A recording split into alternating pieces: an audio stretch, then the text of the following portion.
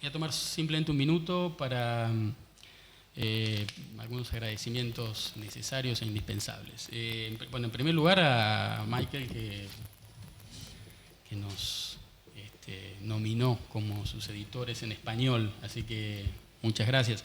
Es un libro, desde el momento en que lo vimos, nos pareció un libro valioso, un libro que necesitaba ser traducido al español, queríamos traducirlo.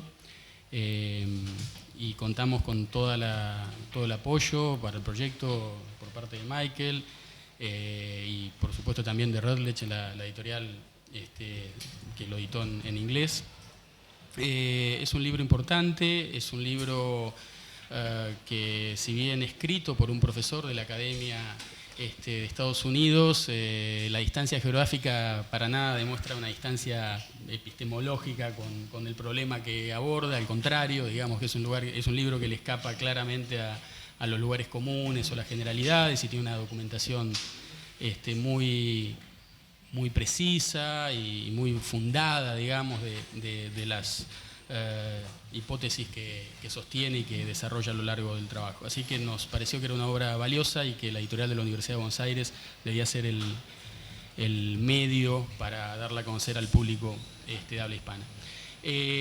Quiero agradecer a Adriana Clemente, que nos puso en contacto con el profesor Cohen, por supuesto a quien lo tradujo, a los editores de la editorial que trabajaron en los procesos de edición, y en este caso en particular a Martín Granovsky y Aldo Ferrer, que integran esta lujosa mesa que nos va a permitir comprender en detalle o con más detalle la tarea de Michael Cohen en este libro. Así que muchísimas gracias por acompañarnos a todos. Martín. Gracias a Eudeva, gracias a Michael por la invitación a esta presentación, que además es una presentación con el honor de compartir la mesa con el economista en jefe de América Latina, Aldo Ferrer. Él se ríe cuando yo lo digo, porque no es la primera vez que se lo digo, pero es lo que pienso, y me parece que unos cuantos de nosotros pensamos aquí y en América Latina. Aldo, entre otros, nos acostumbró a que los libros de economía tienen que tener datos y tienen que tener historia. Me parece que una de las ventajas del libro de Michael Cohen, es que tiene las dos cosas. Es un libro donde las ideas pesan, donde está radiografiado muy bien, por ejemplo, el neoliberalismo en sus diferentes etapas, tanto sobre el consenso de Washington como sobre lo que uno podría llamar la adenda posterior al consenso de Washington, la de Roderick, que está muy bien precisada. Y además tiene una precisa radiografía sobre las ideas post-neoliberales, como diría el brasileño Marco Aurelio García, que son difíciles de definir. Hasta ahora la palabra es post-neoliberales, pero que en términos políticos están graficados en el libro porque reflejan una realidad de 11 sobre 14 países a comienzos de la década, cambiando el paradigma político, no solo en términos de ideas, sino en términos de política concreta. Conocí a Michael en un momento, y lo digo no como referencia autobiográfica, que no importa, sino como referencia histórica, en un momento intelectual y políticamente muy productivo de la Argentina. Era a comienzos del gobierno de Néstor Kirchner, cuando el propio Néstor y Cristina Kirchner junto con él se empezaron a contactar con el mundo académico y político de los Estados Unidos. No es la primera vez en América Latina que sucede esto. El propio Aldo es una prueba con su experiencia muchas veces relatada en las Naciones Unidas de posguerra. No es la primera vez, pero no es lo usual. No es lo usual que dirigentes políticos latinoamericanos, ya en el gobierno, no previo al gobierno, ya en el gobierno, recurran no solo al intercambio de experiencias con otros dirigentes políticos. La Argentina comenzaba una experiencia que tenía un antecedente ya iniciado con la Venezuela de Hugo Chávez, pero otro más reciente y más cercano con el Brasil de Luis Ignacio Lula da Silva en ese mismo año 2003. Lula 1 de enero, Néstor Kirchner asumido el 25 de mayo del 2003. Esto es relativamente común, relativamente también. Lo otro no es tan común en América Latina. Y aquel momento, donde jugó un papel importante, en el 2003, 2004, Ernesto Semán, hoy profesor en Richmond, había sido periodista de Página 12, hoy ya doctorado en Historia, luego con trabajos en el Consulado Argentino. Ernesto aglutina una serie de académicos e investigadores norteamericanos que se salían, pero largamente se salían, sino que se habían opuesto, que eran parte del pensamiento crítico sobre el consenso de Washington y sobre las precisiones posteriores que empeoraron aún más el consenso de Washington en términos teóricos y en términos de ideas. Uno de los acercados en aquel momento, uno de los que se acercó por esa vía al gobierno argentino muy flamante, que estaba buscando ideas sobre qué hacer con un país en default, y el libro de Michael se llama La economía en tiempos de default. Uno de ellos fue, y está profusamente citado en el libro, Joseph Stiglitz, que ya había obtenido su Nobel en Economía. Otro fue Paul Krugman, que participó de una conferencia con Néstor Kirchner en los Estados Unidos. Y otro fue, entre otros, el propio Michael. Este contrapunto con economistas, en el caso de ellos tres, pero no solo con economistas, este contrapunto con economistas que venían estudiando muy bien, si lo ponemos en términos de centro-periferia, muy bien el estado del centro y la periferia desde el propio centro, y además desde el punto de vista crítico, resultó en un bagaje intelectual muy valioso, pero además resultó en un bagaje político, no solo valioso, sino útil y práctico. En buena medida, una parte del replanteo del endeudamiento público argentino se debe a ese contrapunto con nuevas ideas, con balances surgidos de las propias investigaciones en los Estados Unidos. Obviamente, y en el libro de Michael está, todo eso hubiera quedado en un ejercicio puramente intelectual sin una decisión política y sin una lectura, que existió y en el libro también está registrada, sin una lectura del propio gobierno argentino de aquel momento, de qué había ocurrido con el default, de qué había ocurrido con la sociedad y de qué había ocurrido con la historia de la Argentina en las décadas anteriores. Señalo esto porque esto también es la historización del momento, no sé, calculo que no en el que Michael se acerca a la Argentina, porque esto ustedes saben que no fue así y allí está Margarita para probarlo, pero sí en el momento en que este pensamiento crítico, como parte del pensamiento crítico de los Estados Unidos, se enlaza con preocupaciones que ya en la Argentina son preocupaciones no solo de análisis, sino de políticas de gobierno mientras se ejerce el gobierno, sin tiempo para pensarlas, sin tiempo para diseñar el largo plazo, parando la máquina de gobernar, sino en medio de la máquina de gobernar.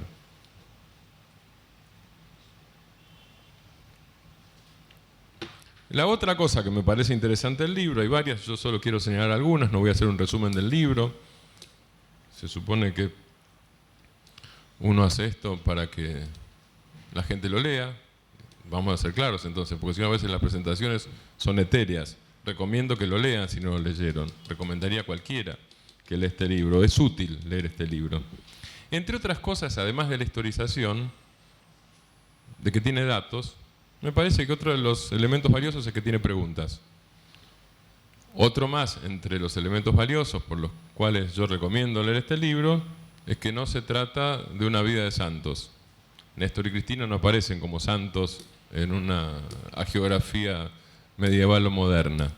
Aparecen como políticos que leyeron aquel momento, políticos que instrumentaron una nueva forma de participación y regulación de la economía por parte del Estado, que articularon poder político para eso, que se enfrentaron a dilemas, los dilemas aparecen, a veces relatados tal como fueron en su momento y a veces pensados desde hoy.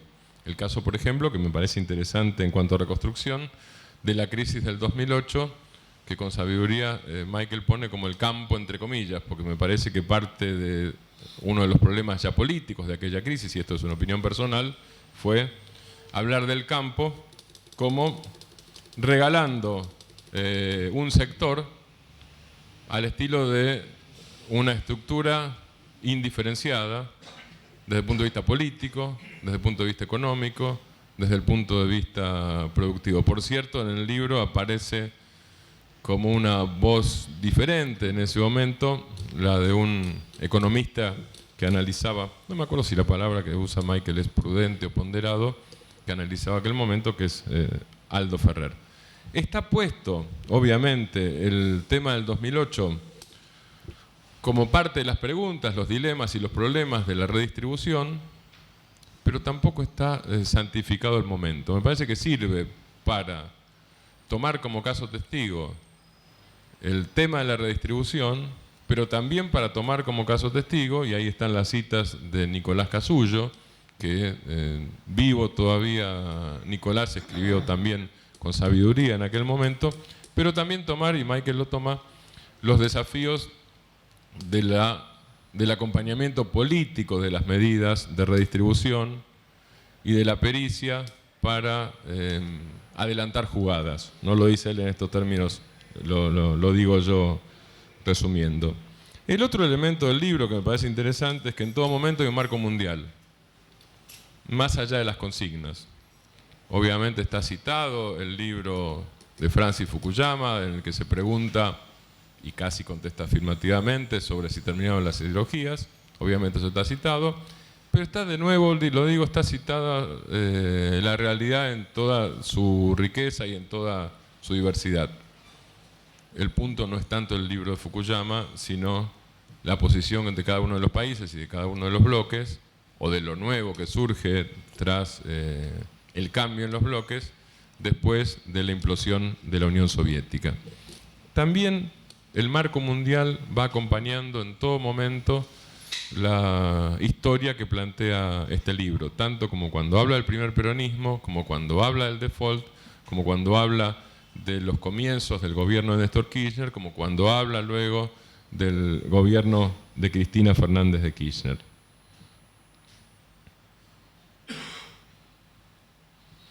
Resulta interesante, entre otras cosas, un elemento, no lo hice con estos términos, lo voy a decir yo, que es en todo momento el descentramiento, y no estoy haciendo una jerarquización, sino una enunciación tal vez un poco desordenada, pero con cosas que me parecen especialmente interesantes y que no agotan la lectura del libro, por cierto, o las interpretaciones sobre el libro, ni lo que pueda tener interesante para otros.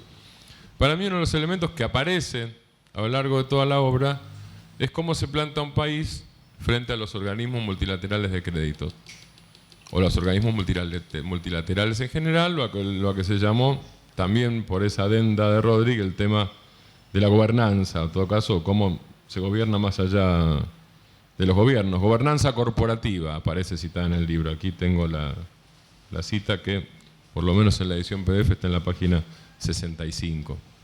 En todo el libro aparece la política de Néstor Kirchner primero y Cristina Kirchner después, desplegada en torno del papel del Estado, entre otras cosas, de la búsqueda de la distribución, de la búsqueda de la disminución de las desigualdades rurales y urbanas, y hay un buen trabajo sobre el tema de las desigualdades rurales y urbanas en los capítulos del libro, y aparece también en todo momento el descentramiento de la política respecto de los organismos multilaterales de crédito y especialmente del Fondo Monetario Internacional. El descentramiento como objetivo y el descentramiento como práctica.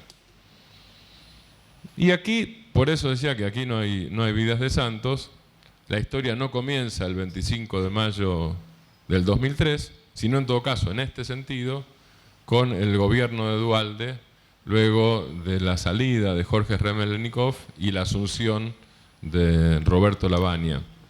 Dice aquí Michael Cohen que a Duhalde le costó encontrar un sucesor de Remelennikov. Yo aporto algo que no está en el libro, pero que no se contradice con el espíritu, la situación volcánica de aquel momento. En realidad, el otro que estaba en carrera era un economista ultraliberal. En aquel momento me parece que el Banco Interamericano de Desarrollo. Lavagna llega porque Duhalde pide buscar un economista. Y Lavagna llega primero. Digo, pudo no haber sido Lavagna, tal vez hubiera habido una crisis posterior y Lavagna habría terminado siendo el ministro de Economía. Y recuerdo, eso sí, que Lavagna lo que plantea son dos elementos. De una gestión diferente, y cuando alguien en general dice una gestión diferente, dice el que puede hacer la gestión diferente soy yo, en política. No es inocente. Cuando alguien dice acá hace falta una gestión diferente, está diciendo el gestor soy yo. Bien, Lavagna planteó eso, y la otra parte que planteó es no olvidarse de los condicionamientos internacionales, de la realidad, no ignorar los límites, pero descentrar. Y descentrar quería decir descentrar políticamente. Era ejercer la vocación y la voluntad política de ejecutar una política que descentrara el Fondo Monetario Internacional, no solo como realidad, no solo como negociación, porque esto era necesario, sino como posibilidad de pensar nuevas políticas, de abrir, de tener una mayor apertura mental, de ver lo que pasaba en el mundo con el agotamiento de lo que se había llamado el sistema de Bretton Woods. Y a mí me parece que, y con esto termino, que parte de la lectura de lo que pasaba en el mundo deriva después, no solo combinada con la lectura de lo que había ocurrido en la Argentina, del que se vayan todos y del agotamiento político de la convertibilidad, como última forma de un modelo de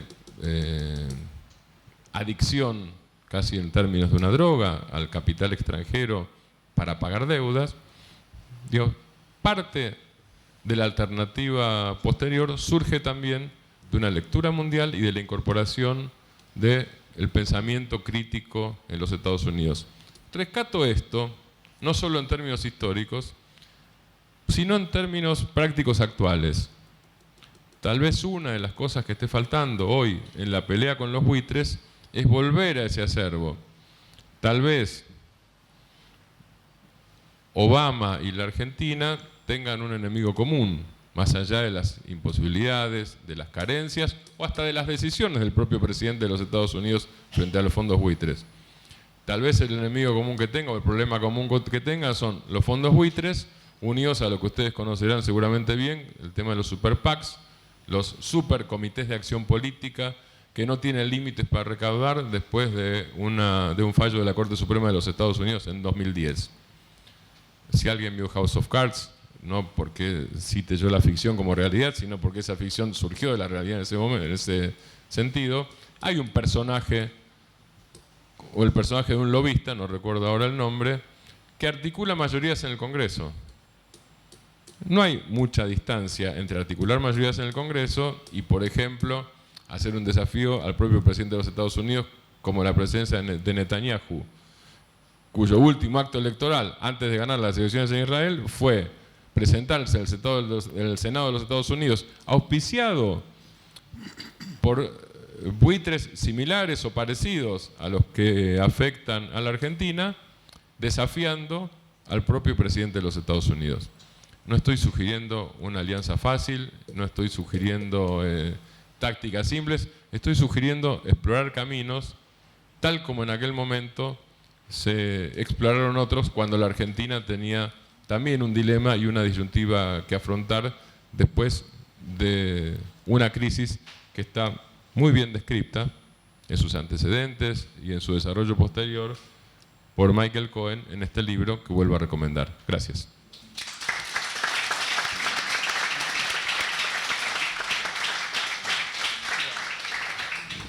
Buenas noches, muchas gracias por esta invitación a comentar este libro del profesor Cohen, que es realmente una contribución muy importante sobre un periodo de la economía argentina trascendente, el de una crisis terminal en la cual culmina el proyecto neoliberal, la salida de esa crisis, una recuperación notable a partir de las políticas que se adoptaron, con una considerable repercusión internacional. Y creo que el libro tiene el gran mérito que mencionaba Martín, de acercarse a esta experiencia tan importante de la Argentina de una perspectiva histórica, de la perspectiva global y desde luego tomando en cuenta también las circunstancias internas de la Argentina. En el libro el profesor Cohen dice que los criterios básicos que inspiraron las políticas que permitieron salir de la crisis, y concretamente las del gobierno primero de Néstor Kirchner, después de su esposa, fue en primer lugar el darle preferencia a lo nacional. Es decir, al analizar las circunstancias externas e internas que determinaban la situación, poner énfasis en los factores nacionales y en las preferencias nacionales. La otra condición que menciona el profesor Cohen es la prioridad que se le dio al posicionamiento de Argentina en América Latina, convirtiendo en realidad la experiencia argentina como parte de un proceso más amplio en la región de búsqueda de alternativas al planteo neoliberal, con énfasis en lo social, con la recuperación de la soberanía, las posibilidades de afirmación de un desarrollo autónomo en un escenario global. El tercer elemento que el profesor Cohen encuentra en la política que estamos comentando es el papel del Estado, el protagonismo de las políticas públicas en estas circunstancias y, por último, el énfasis en el tema de la inclusión social y la equidad como otro componente esencial del planteo que se explora en este libro. Yo creo que me parece muy acertada esta forma de plantear la situación y respecto de las preferencias nacionales,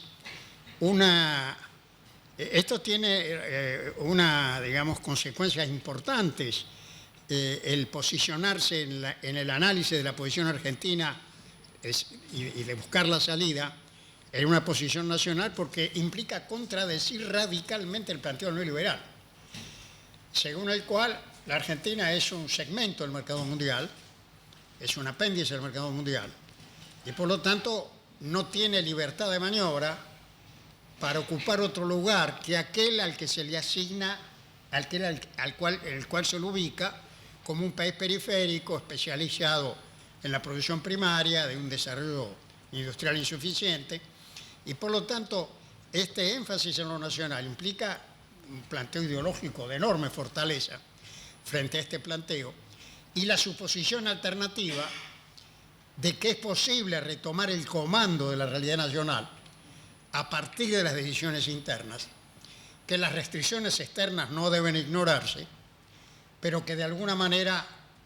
la suerte de la cuestión está librada a la capacidad del país de resolver sus problemas a partir de sus propios recursos y a partir de así encontrar una relación nueva con el contexto internacional.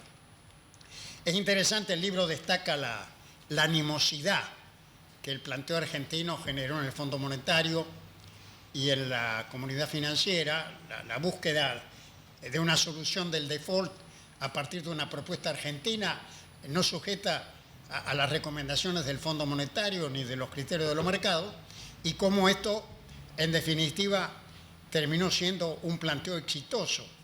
Y esto, desde luego, generó una enorme resistencia, una de cuyas expresiones en la actualidad es el riesgo país que las agencias evaluadoras de riesgo le asignan a la Argentina, que no tiene nada que ver con la situación de un país que viene cumpliendo puntualmente su deuda y que, sin embargo, le asigna un riesgo país que no se corresponde con la realidad. Y yo creo que esto es consecuencia de ese resentimiento que quedó en la comunidad financiera, en el pensamiento neoliberal, frente a la rebeldía de un país periférico que en una situación extrema, tan extrema como la que vive la Argentina, se anima a buscar un camino alternativo y llevarlo a buen puerto.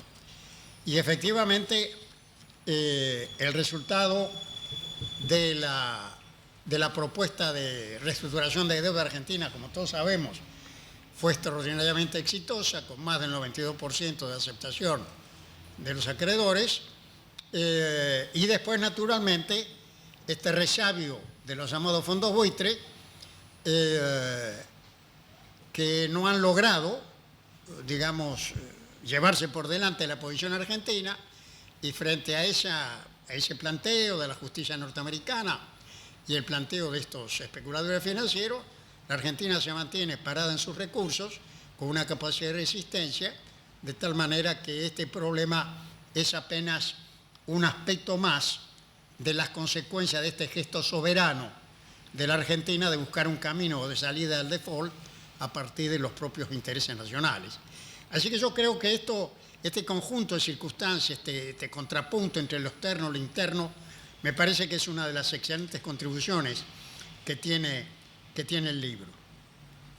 Y desde luego los otros criterios que el profesor Cohen encuentra en el planteo argentino, como el del papel del Estado, está también claramente demostrado en el transcurso de la obra, y yo diría que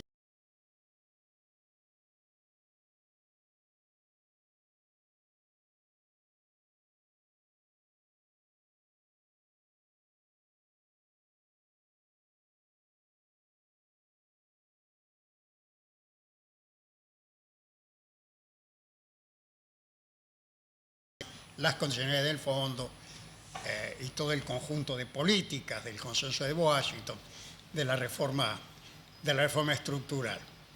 Entonces, la presencia del Estado reaparece después de la crisis, se pasa del Estado neoliberal a la recuperación de un Estado nacional cuyas políticas y cuyos criterios se fundan en lo que el profesor Cohen menciona de la preferencia por lo nacional, pero es claro, una preferencia que no fue utópica, que fue posible. Y fue posible en un país que más allá de la crisis contaba con los medios necesarios como para ponerse de pie en sus propios recursos. Y esto fue lo que permitió este replanteo de la situación y esta reubicación de la Argentina en el escenario internacional y después la notable recuperación de los años posteriores que el profesor Cohen destaca muy bien. Yo creo que el profesor Cohen tiene una obligación ahora, que es hacer la segunda parte del libro, que es qué pasó después del 2008. Porque él cuenta el periodo dorado del proceso, es decir, el proceso en que Argentina opera con superávit primario en el presupuesto, superávit en la cuenta corriente de balance de pagos, buenos precios internacionales. Hay un punto que yo comparto totalmente y que lo menciono con frecuencia, de que no se puede buscar la explicación de los fenómenos argentinos en el exterior. Este argumento de los vientos, él lo menciona, que desde la perspectiva neoliberal se dijo que Argentina tenía suerte, porque tenía viento de cola. Y la verdad es que si no se hubieran hecho las cosas que hicieron internamente, esa plata que se acumuló por la mejora de los términos de intercambio se le hubieran llevado los acreedores. Eso se recicló en el proceso interno y permitió la recuperación. Tenemos también que evitar, sobre todo en las circunstancias actuales, cuando los vientos de alguna manera han cambiado, no simplificar la situación y suponer que todos los problemas que tenemos son consecuencia de los vientos de frente. Porque otra vez creo que es dentro de la realidad argentina donde tenemos que ubicar los principales problemas y las principales respuestas. Y entonces yo creo que, digamos, en esa fase posterior de la recuperación, donde hubo un cambio en alguna medida de las circunstancias internacionales, la gran crisis financiera global, la reaparición de la restricción externa, este problema estructural de la Argentina, de una economía subindustrial, que cuando la industria alcanza posiciones de pleno empleo, genera un fenomenal déficit en los sectores de alto contenido tecnológico, en electrónicos, en bienes de capital, en productos químicos. Entonces reaparecen, una vez que la economía alcanzó posiciones de pleno empleo, este viejo problema de la insuficiencia de divisas, que condiciona la política posterior a la fase de recuperación.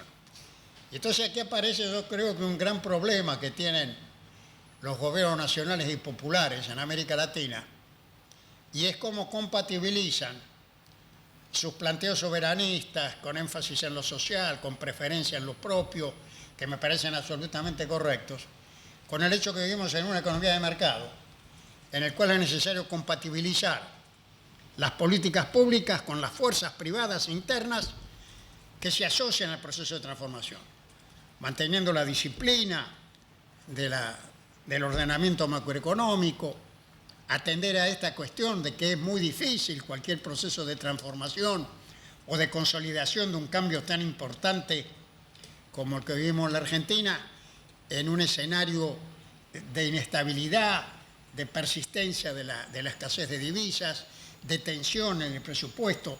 Yo creo que, digamos, el ordenamiento económico, que no es el ajuste, pero sí el ordenamiento de las variables, es una condición fundamental para el éxito de estos proyectos a largo plazo.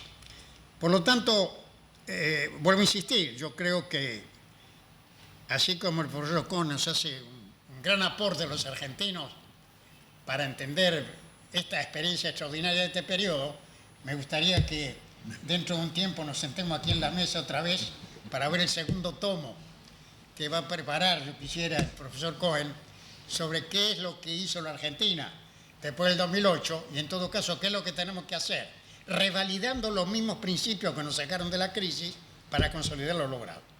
Así que, en definitiva, mi agradecimiento al profesor Cohen por esta excelente contribución al estudio de la economía argentina en un momento tan importante como que el estudio. Muchas gracias.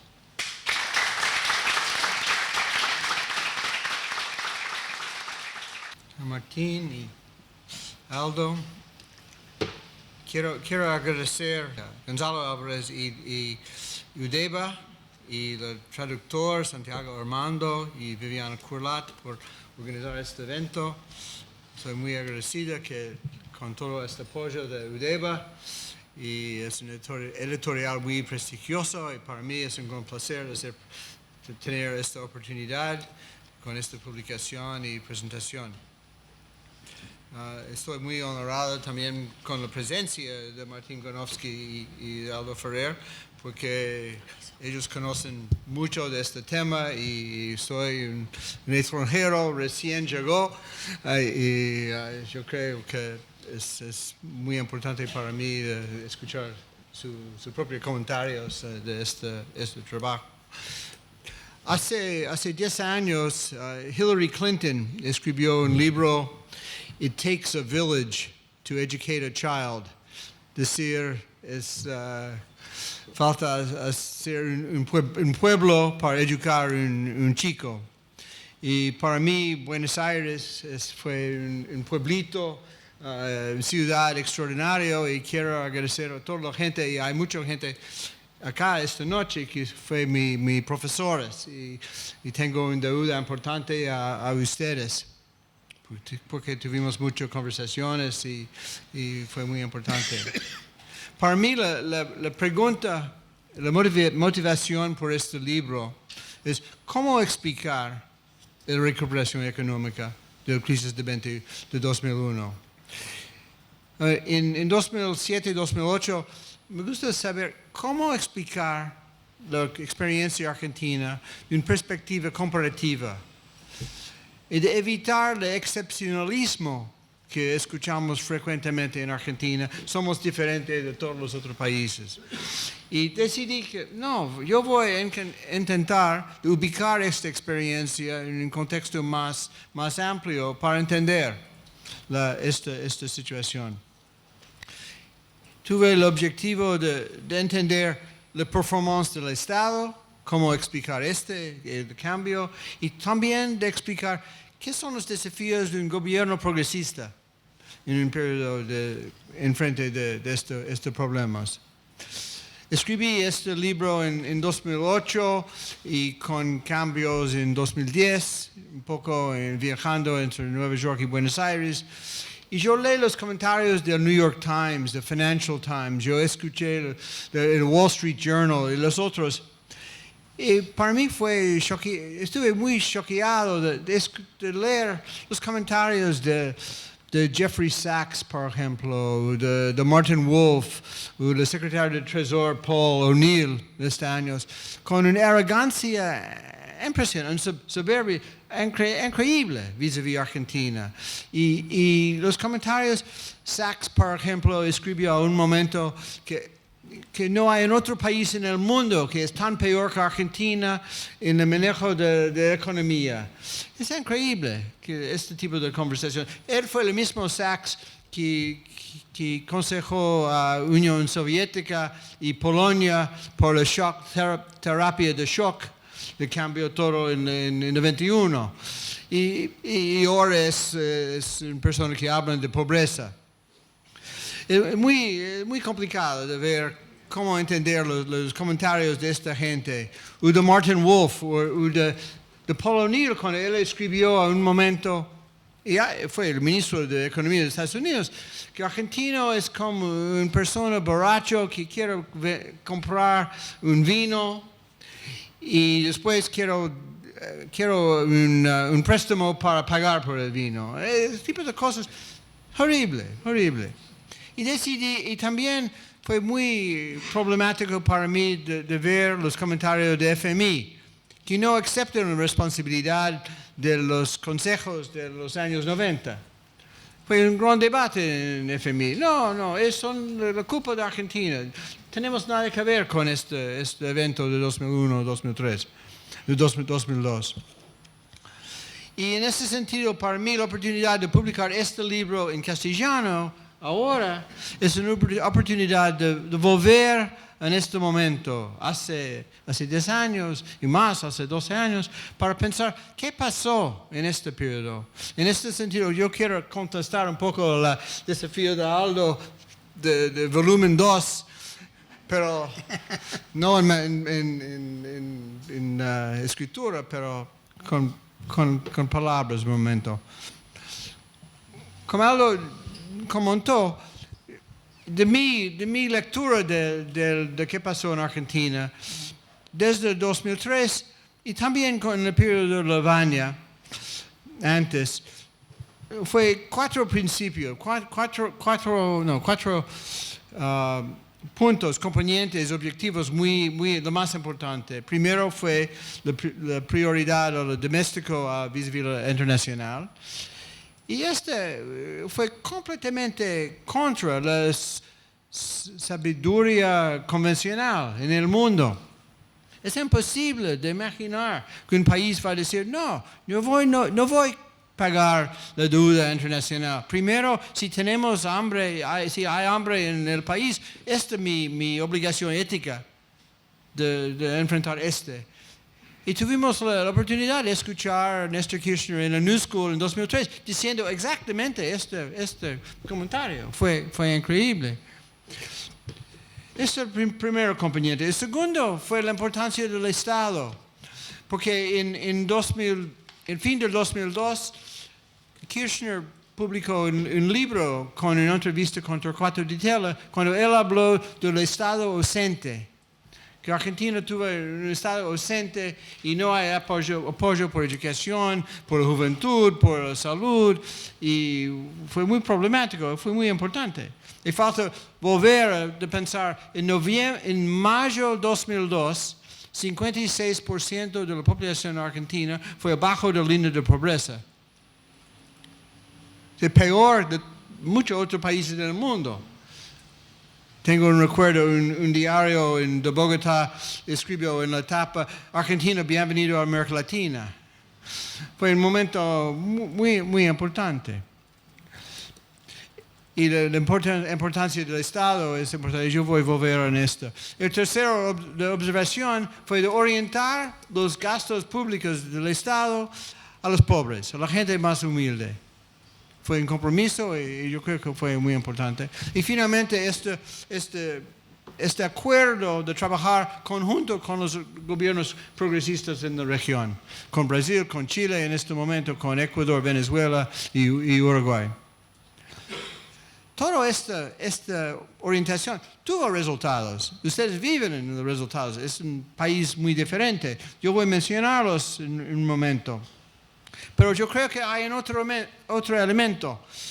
En la crisis de 2008, en 2009, por ejemplo, con la gran crisis financiera del mundo, Brasil bajó muy rápido, pero volvió muy rápido, como en una imagen de letra V. Argentina fue un poco más lento, fue un U. Pero México o los Estados Unidos fue un L. ¿No? Fue muy baja y continúa a bajar. ¿No? Yo creo que es importante, uno de los legados de los años 2003 y 2002 hasta 2008 fue la capacidad de ser vivo en frente de esta volatilidad internacional. Fue muy importante.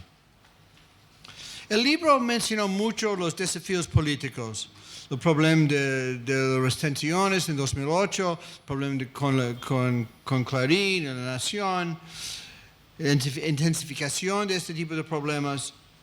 Pero yo creo que desde 2015, puede decir, conflicto no es fuerzamente un indicador malo. Conflicto es un indicador que fue por los intereses del mercado y de conservadores del país. Conflicto es una interrupción de eficiencia del mercado. Pero si el mercado representa una situación estructural con tanta desigualdad y tantas diferencias, es muy bueno tener mucho conflicto. Conflicto es un indicador de salud, que el país es vivo y hay intereses. Yo creo que es una observación importante en este sentido. Sin duda hay problemas, y yo mencioné en este libro el problema con INDEC, el problema con inflación, la necesidad de tener una política de energía, que para mí fue muy atrasado, y un problema de cortoplacismo en mucho de la política. Pero hay razones, como Aldo mencionó, y hay problemas que tiene como factor importante en el país, en todos los países, pero fue muy pronunciado acá. Para mí, hay indicadores de progreso desde 2001, que son importantísimos a reconocer. Y no son lo mismo en otros países del mundo. Piensen, por ejemplo, ustedes a Europa en estos días, ahora. En África, en Estados Unidos. Fue desigualdad reducido, desempleo reducido, crecimiento de PBI, más capacidad de enfrentar crisis, más gastos y más apoyo por la gente más pobre, asignación universal por hijo, jubilación, programas de salud, de educación, de juventud, y hay muchos otros. Inversiones en infraestructura, en educación, salud, y mucho afuera de Buenos Aires. No son tan evidentes en la vida de Buenos Aires, pero mucho en otra región del país. Instituciones más fuertes, más reconocimiento, por ejemplo, de derechos humanos. Es imposible de comparar la situación. No, para mí, como extranjero en este periodo, en 2003, de ver en la televisión cuando el presidente Kirchner fue en el colegio militar y sacó el retrato de Videla, tiene un poder simbólico muy importante. Es como una representación de capacidad del Estado de hacer cosas, de decir cosas, de comunicar un valor importante. Hay el nivel de vida es mejor. No puede decir que ahora hay 56% de la población bajo la línea de pobreza. Cambio total. Y también para mí es importante, estoy un economista urbano, soy muy interesado en lo urbano, yo creo que el campo o la producción de commodities no es el motor de economía. Y en el momento de 2008, los representantes del campo dicen que, del campo cooperativo, dicen que ellos fueron responsables por la recuperación económica del país. Yo creo que no, porque finalmente entre 2012 y ahora, la componente agricultura de PBI es más o menos 10%. Y con todo el crecimiento de soja y trigo y otras cosas, si este creció tanto, En otro aspecto, en otros sectores de la economía crece también. Para mí es el sector urbano, es servicios, construcción y otras actividades. Yo creo que este tipo de logros desde 2003 son muy importantes. Y cuando uno piensa de estos logros y en relación de otras experiencias en otros países del mundo en los últimos 15 años, Argentina tiene una experiencia muy buena, una performance muy buena, y yo creo que es importante reconocer. Nadie es perfecto. Es imposible, hay muchos problemas y es evidente, pero yo creo que el caso de Argentina en ese sentido representa una experiencia importante. Yo en preparación por esta noche tuve la oportunidad de releer mi libro en inglés y fue divertido porque fue muchos momentos, y si usted tiene la oportunidad de leer el libro en castellano, va a ver, hay momentos que tienen el sonido de 2008 o de 2009. Hay que invertir más en educación. ¿Dónde está la ciencia y tecnología? Ahora hay, puede ver, pero hace 5 años, 8 años, mucho menos. Y eso da también, de mi perspectiva, que el país aprendió. El gobierno aprendió, la institución aprendió algo y la mezcla es diferente. Y la iniciativa, la utilización de energía es muy diferente. Quiero terminar con observaciones de las reacciones que recibí en Nueva York de este libro, que es diferente. Y es interesante porque ahora estamos en la presencia de Marta Novik, del Ministerio de Trabajo, y cuando Marta vino al New School a un momento para presentar la experiencia en el sector de empleo en Argentina, fue un grupo de economistas que dice, no, esto no es posible. No, este indicador no es posible. No puede tener este récord de performance en empleo. Fue muy interesante. Estuve muy choqueado y yo creo que usted también fue interesante. Pero que la perspectiva de afuera, que no, Argentina es la sabiduría del New York Times que explica Argentina, no los datos. Bueno, cuando yo presenté este libro en el New School, mi colega Will Milberg, economista, fue el director del chair del Departamento de Economía y ahora del decano en el New School. Él dijo que el libro desafió la sabiduría convencional de este tema, el tema de desarrollo. Y quiero mencionarlo porque yo creo que por Argentina y por los argentinos es interesante de ver que a un lado es un desafío de esta sabiduría convencional, pero también hay muchos límites y ustedes conocen los problemas que existen. Primero, la sabiduría convencional dije que un default sería el fin, ¿no? El fin de economía. Argentina va a caer del sur de América Latina y va a desaparecer. Fue este el sentido de los comentarios en 2002, 2003 del norte. Aparentemente no. Aparentemente no. Y yo creo que fue posible de sobrevivir sin mucha inversión de afuera. Fue posible de vivir con recursos domésticos. No, hay problemas, hay límites. Pero no es de verdad que Argentina desapareció.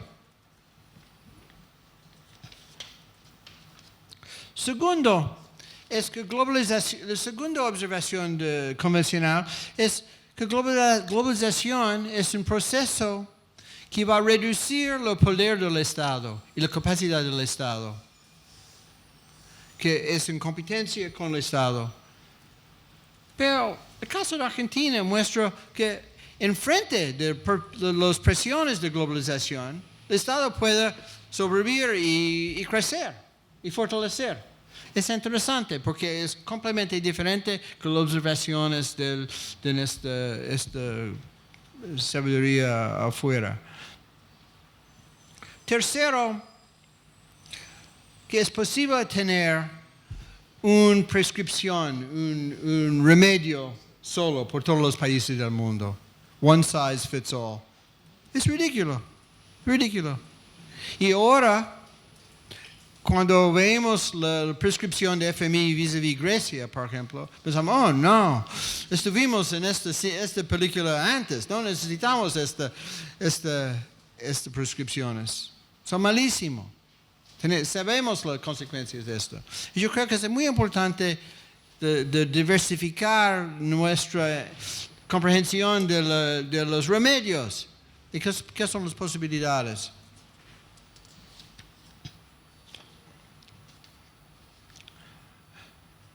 Cuarto es que Argentina tuvo suerte, como Aldo mencionó. Y yo creo que no. Sí, Argentina tuvo un poco de suerte, pero Argentina sufrió mucho y reorganizó para enfrentar y para avanzar. Es una definición de suerte un poco extraña. No es tan suerte.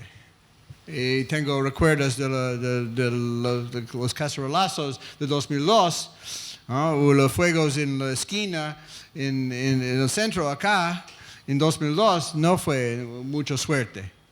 Fue muy complicado. Yo creo que el 5 punto de esta sabiduría convencional es que los problemas son económicos. Y yo creo, y mi pregunta desde el primer escritor de este libro es, ¿fue un problema económico, en crisis económica o en crisis político? Si las categorías son demasiado simplificadas, son los dos, son muy mezclados. Y es importante entender que son las dos cosas. Y de contestar a un problema solamente técnicamente con más ajuste, por ejemplo, o cambio de tarifa, es ridículo. Necesitamos entender qué son los efectos y cómo puede arreglarlo. Y finalmente, yo creo que Argentina mostró que las soluciones argentinas son excepcionales a un nivel, pero son posibles hacerlo en otros contextos también, con el mismo tipo de compromiso y la urgencia de hacer algo un poco diferente. Yo creo que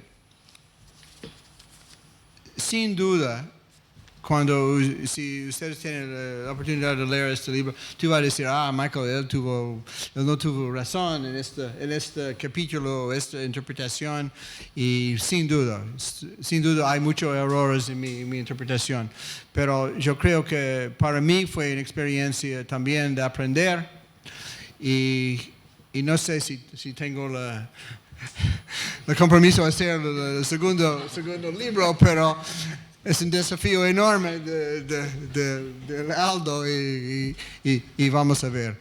Pero muchas gracias por su atención y por sus comentarios, y yo creo que es una contribución modesta a un país querido para mí, Argentina. Muchas gracias.